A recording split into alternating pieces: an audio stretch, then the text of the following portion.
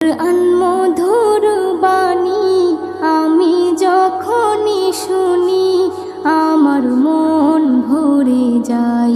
শোনো মুমিন মুসলমান, পড়ে দেখো না কোরআন, কত শান্তি পাওয়া যায়। কোরআন মধুর